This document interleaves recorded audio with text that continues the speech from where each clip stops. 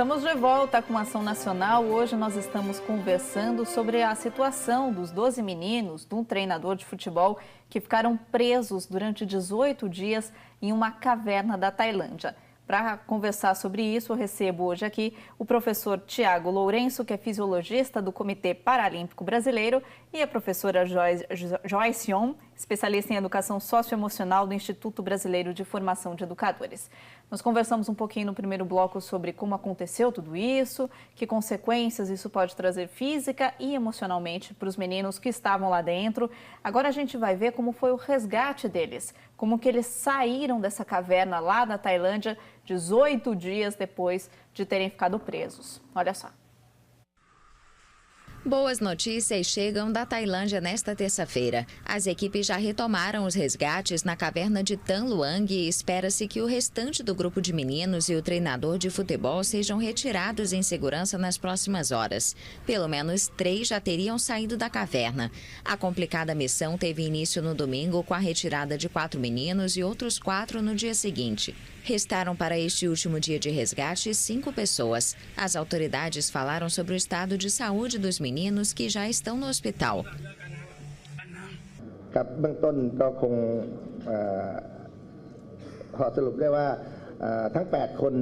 Baseado na avaliação preliminar, posso concluir que todos os 8 meninos estão com boa saúde física, sem febre e com boa saúde mental. Eles podem se cuidar sozinhos e falar normalmente. สามารถช่วยเหลือตัวเองได้แล้วก็พูดคุยได้ปกตินะครับ 2 meninos estão com suspeita de pneumonia, mas já estão sendo tratados. Todos devem permanecer em observação no hospital durante uma semana. A expectativa agora é que eles possam ter contato com as famílias pela primeira vez, a princípio através de um vidro para que não haja risco de contaminação.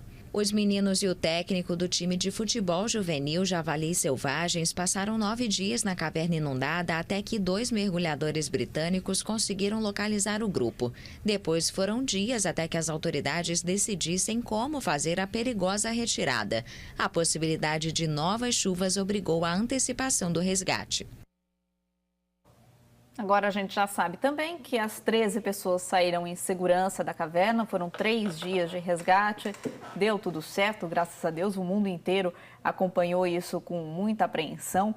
Professor Tiago, a gente viu pelas imagens ali, é um local extremamente difícil, complexo, até para esses mergulhadores, essas pessoas da Marinha experientes. Fisicamente, o que isso pode ter trazido para esses meninos? Ficar num ambiente úmido, escuro, sem nenhuma condição de higiene, é perigoso isso para o nosso corpo? Sem dúvida nenhuma. Acho que o principal perigo que eles correram foi ter alguma infecção do trato respiratório advindo das fezes dos morcegos. Provavelmente naquela região, tendo esse animal, esse risco acaba aumentando. Do outro ponto de vista, é a falta de alimento, a falta de hidratação. A gente não sabe qual que era a condição da água que eles tinham ali. Provavelmente eles conseguiram se hidratar, mas a falta de alimento é uma condição extremamente importante para levar o corpo a situações extremas e perigosas. Existe muita discussão, né, sobre quanto tempo o corpo aguenta sem alimentação, sem água. Qual é essa margem, esse período que a gente aguenta ficar sem a hidratação e sem o alimento? A gente aguenta ficar mais tempo sem alimento do que sem hidratação, né? A gente consegue ficar vivos, não bem vivos. Só sobreviver. Sobreviver. 32 dias sem alimentação. A gente já viu pessoas fazendo greve de fome por algum motivo específico e não morreram, né? O nosso corpo vai se adaptando pelos estoques de energia que ele tem nesse tempo. Agora, o mais preocupante é a hidratação. Existe um número mágico que as pessoas colocam de 100 horas sem água ser um tempo já mais perigoso para a manutenção da vida. Provavelmente ali eles conseguiram se hidratar, então acabaram postergando mais essa capacidade. Esse tempo, né? Isso, as notícias exatamente. que chegaram da Tailândia é que eles conseguiram pegar a água que escorria pelas paredes da caverna ali, porque está chovendo muito nesse período ali na Tailândia, então eles conseguiam pegar essa água que escorria ali pelas paredes. E o ar úmido, porque fala-se muito que esse ar úmido, até 2 dos meninos estão com pneumonia, por que ele é prejudicial para a gente? Na verdade, não é a condição da umidade do ar, mas sim os poluentes que nesse ar ele tem. Porque quando a gente vai respirar, normalmente, a gente já faz essa umidificação do ar para aproveitar melhor o oxigênio que tem nele. Então, ali a questão está nos poluentes do ar, não na umidade propriamente dita. É mais no ambiente todo, né? Exatamente, mas um ambiente mais carregado de possíveis infectantes para o sistema.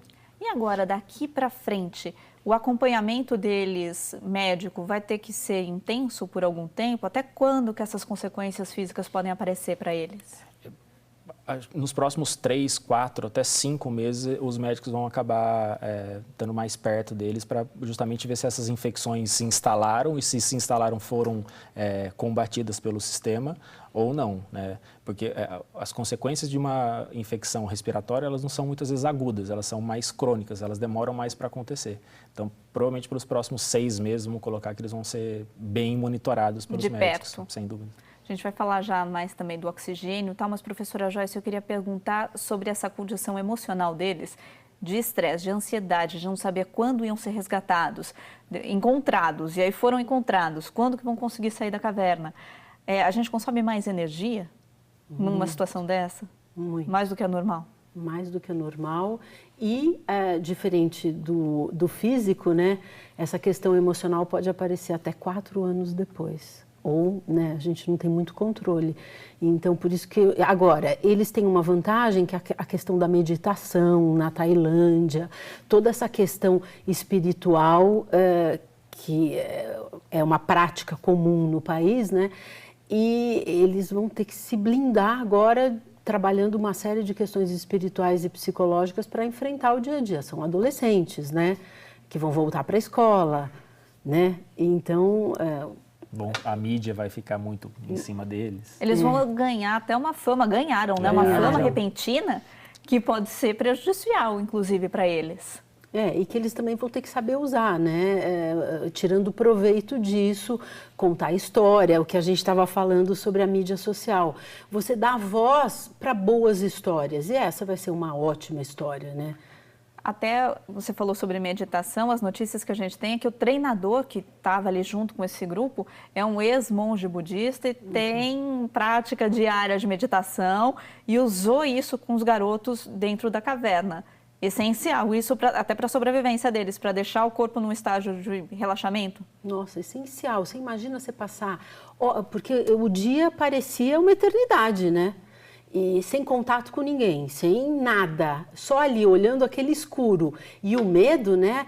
Então deve ter sido muito importante esse treinador ser um monge, né? A prática da meditação ajuda a gente a ficar no estágio de relaxamento. Né? Hoje, inclusive, já tem protocolos psicológicos onde você ensina o trabalhador que trabalha numa fábrica a fazer a técnica da meditação para ele conseguir se acalmar, respirar, sabe? Eu acho que futuramente todo mundo vai aprender a fazer uma meditação. Isso. Para o atleta também isso é importante. Sem dúvida. Nós comentamos sobre o cortisol, sobre o hormônio do estresse, a meditação diminui a liberação desse hormônio. Obviamente, o gasto energético do sistema como um todo também vai ser diminuído. Então, se ele aplicou essas técnicas com os meninos, o gasto calórico teve uma tendência de ser diminuído. Para aquela situação era fundamental. Sem alimento, gastar menos é o que eles precisavam. Professor, para uma leiga que viu todas essas notícias aí durante esses 18 dias, disse que a temperatura na caverna era em torno de 26 graus, então não era tão frio, mas que ao mesmo tempo, no frio, o nosso corpo ele diminui a atividade para se preservar. E que isso a longo prazo poderia ser prejudicial para os órgãos. Como é que pode ser prejudicial para os órgãos se ao mesmo tempo uma temperatura mais baixa preserva ali a vida dos meninos? A gente precisa entender o que o corpo faz para manter a temperatura, né? Uma das consequências mais rápidas é tirar o sangue da periferia, da pele, e levar para as vísceras, né? Com isso, a periferia vai sofrendo mais a queda de temperatura. Periferia a gente entende as mãos, pés, isso. Paralelamente, a gente começa a tremer, porque quando eu coloco o músculo para contrair, eu produzo calor, eu aumento a temperatura interna. Se eu não tenho a ingesta calórica, eu vou perdendo a chama para fazer o fogo acontecer. Então, a longo prazo, esse controle de temperatura pode levar à falência dos órgãos, obviamente, pela falta de energia, não pela temperatura, obviamente. A temperatura pode ajudar por um lado, mas a gente precisa de energia para os órgãos funcionarem. Como eles estavam sem energia para manter a contração muscular, eles poderiam sofrer a consequência da queda da temperatura. Por isso que a gente viu depois imagens deles envoltos, né, naqueles cobertores térmicos para preservar a temperatura corporal. Exatamente. Para que o músculo não precisasse contrair para aumentar a temperatura. Eles perderiam menos temperatura. Ou menos calor, no caso. Menos calor nesse caso, né? Professora, a senhora falou que as consequências psicológicas podem aparecer até 4 anos depois. A gente tem um exemplo muito perto nosso aqui do Brasil, que foram os mineiros chilenos, que ficaram mais de 2 meses presos embaixo da terra em uma mina e foram resgatados, conseguiram ser resgatados todos vivos também, mas alguns têm consequências psicológicas, têm depressão, têm transtorno de ansiedade até hoje. Então, também é uma situação parecida nesses termos. A vantagem, tudo tem a vantagem e desvantagem. Eles eram adultos, né?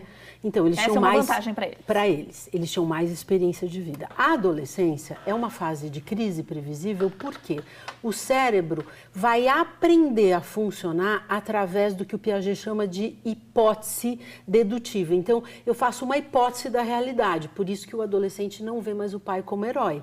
Né? Porque ele fala assim, nossa, se ele não é perfeito, ele não é mais o herói que eu achava que ele era na infância.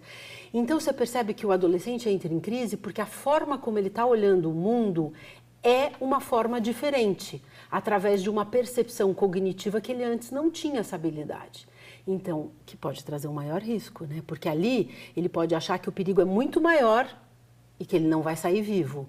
E ele não tem uma tanta experiência de vida para falar, não, eu vou conseguir. No caso, eu não sei nadar, como que eu vou conseguir aprender a nadar?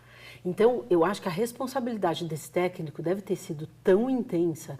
E ele agora deve estar num estresse, né? Porque, assim, ele teve que manter toda a situação, até porque você falou da culpa, será que o que aconteceu nós não sabemos, mas a responsabilidade estava ali na mão dele, né? Então ele deve ter gastado um esforço emocional tão grande para manter todo mundo acreditando, imaginando, nós vamos conseguir, nós vamos viver, né?